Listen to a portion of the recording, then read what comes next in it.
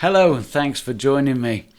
Unfortunately, I just haven't had the time to get out into the mountains or down onto the coast as much as I'd like recently, so I really don't have anything in the pipeline to show you landscape wise. And I've had a really busy couple of weeks and I'm literally just quickly firing this off between finishing a day's work and heading off for my trip to Canada with Tim Day to shoot a big waterfall.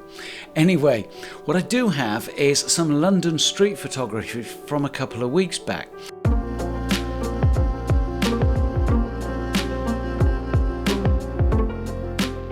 What happened was I got a call from a client who wanted to meet me the next day, but we couldn't coordinate train times to meet in town, and I figured I might have an hour or two to spare in the morning. So I took my camera with me and I put my 17mm prime lens on and thought, let's see if I can do a bit of street photography. Now, it's not something I'm used to, as these pictures will prove admirably, no doubt.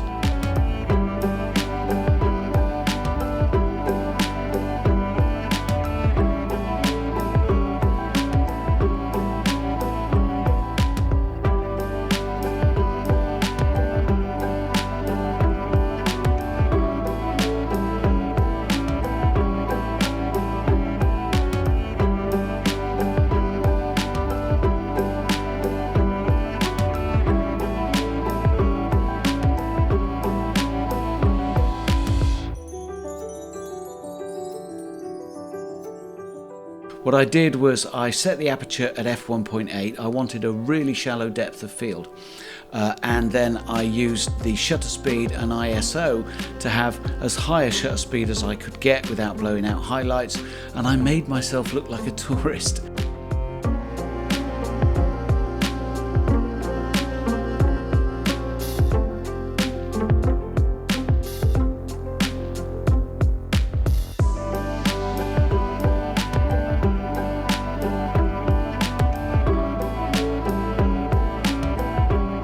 Now, I know London really well, so what I did was I headed down to the Embankment because it's a part of the river that there's plenty of people around, but they tend to be in ones and twos a lot of the time, so you get an opportunity to isolate a subject or two.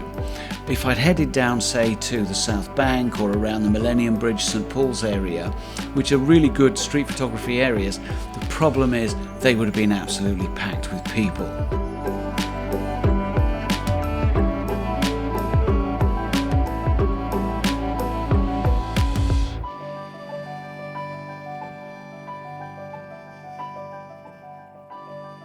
I wandered up through Charing Cross, Trafalgar Square up to Soho through Chinatown. Now, I must say, even though this is completely outside of my normal comfort zone, I've really enjoyed myself. I'm very good at blending in to look like a tourist, partly because to all intents and purposes I was.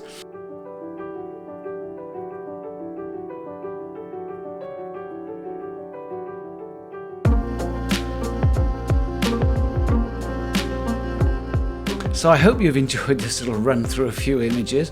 I'm hoping to get some really interesting stuff when I'm around Toronto with Simon Byrne, and hopefully I'll be back with you soon with more of my usual programming. So thank you ever so much for watching. I hope you enjoy it. Oh, and if you haven't done it yet, why not subscribe now and join me next time. Cheers.